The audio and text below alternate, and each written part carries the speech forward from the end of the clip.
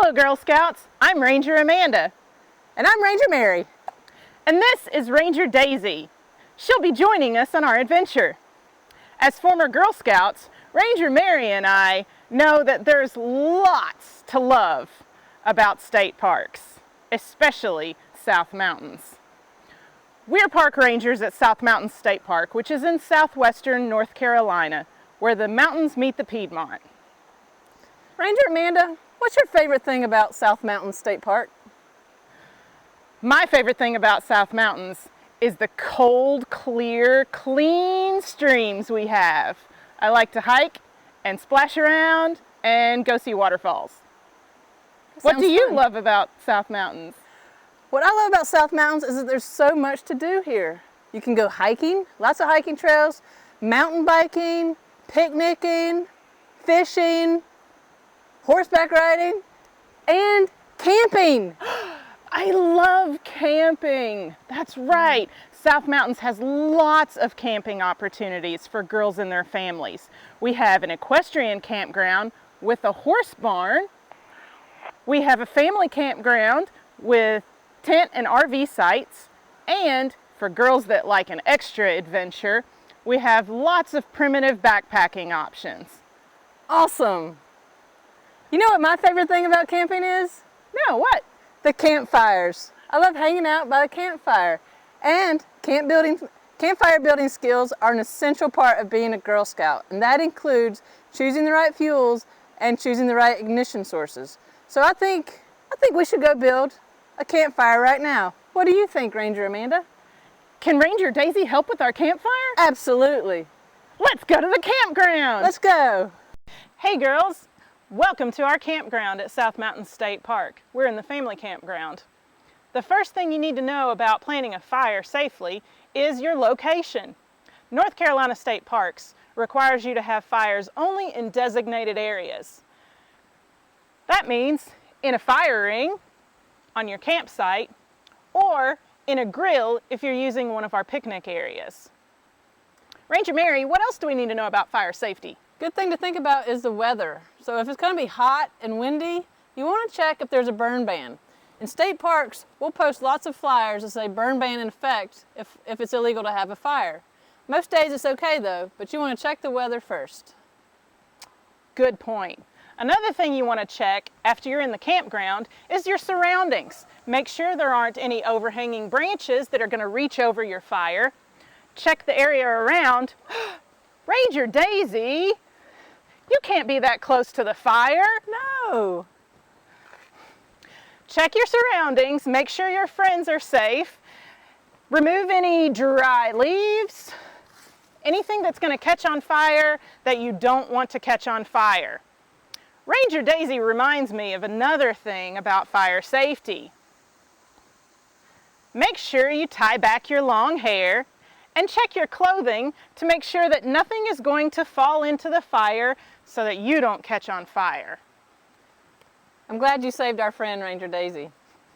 One other thing we want to know about fires is you don't want to leave it unattended. You always want to have somebody nearby that can check on the fire. We don't want the fire to get out of the fire ring and into the brush around us. It could cause a wildfire and it could cause a lot of damage to the environment around us or even some facilities. You also always want to have a bucket of water nearby and a poking stick that's also wet. Anything else, Amanda? I think that pretty much covers it for fire safety. Remember, girls, keep yourself and your friends safe around the fire. Find somewhere else to play in the park, not around the campfire. Good idea. I think we're ready to build our fire. Oh, good. To have fire needs three things.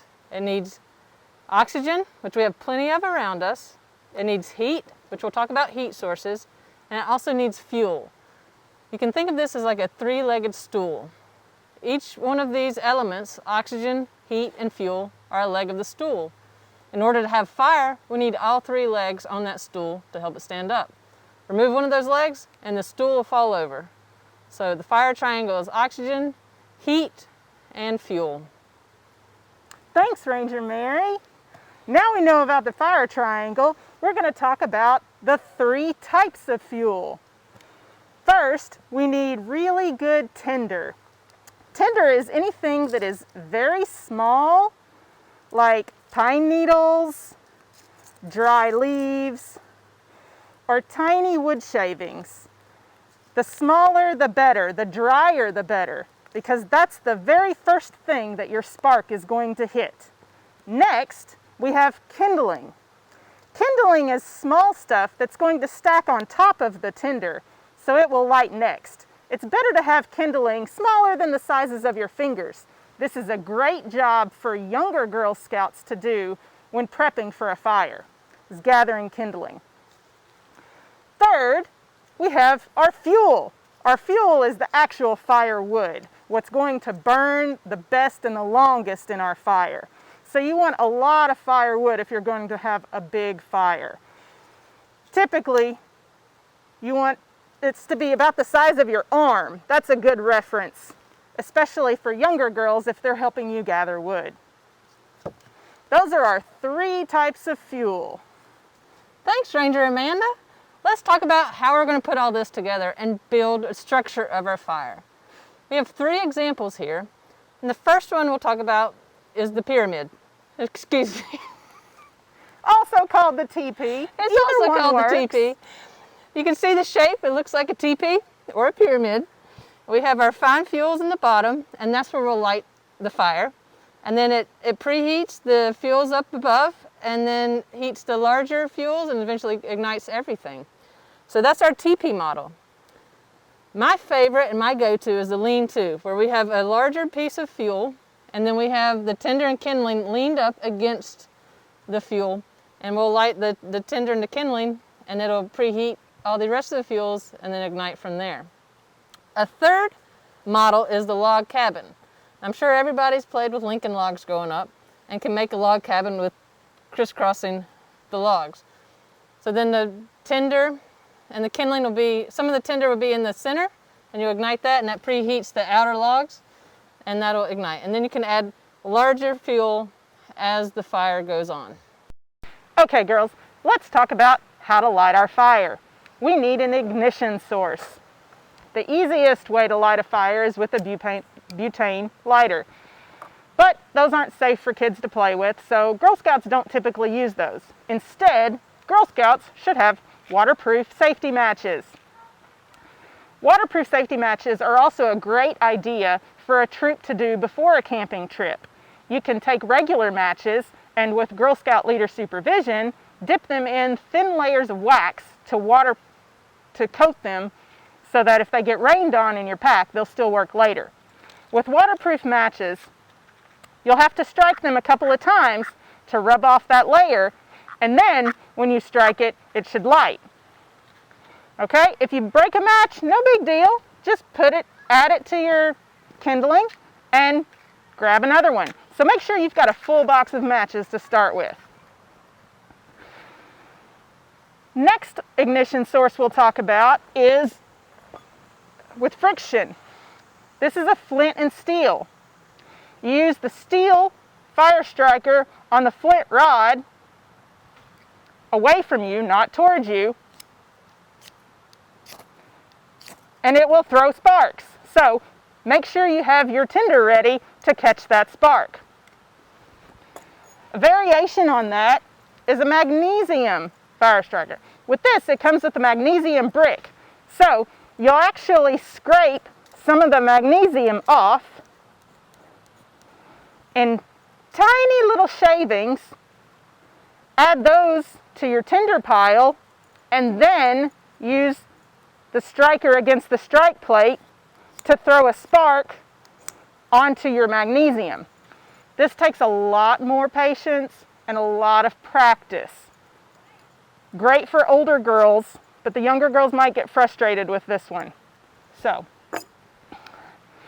waterproof matches, flint and steel. It's great to have tiny little birthday candles as a backup to light with your match. Gives you a little bit longer burn time so that you don't burn your fingertips while you're lighting your fire. Now that we've talked about ignition sources, let's get our fire started. Let's do it. All right, Ranger Amanda, let's get this fire started.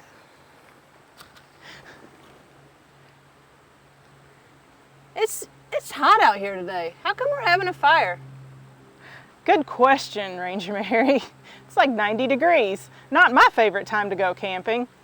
I like to go camping in the fall or the winter when it's nice to sit by a warm fire for heat.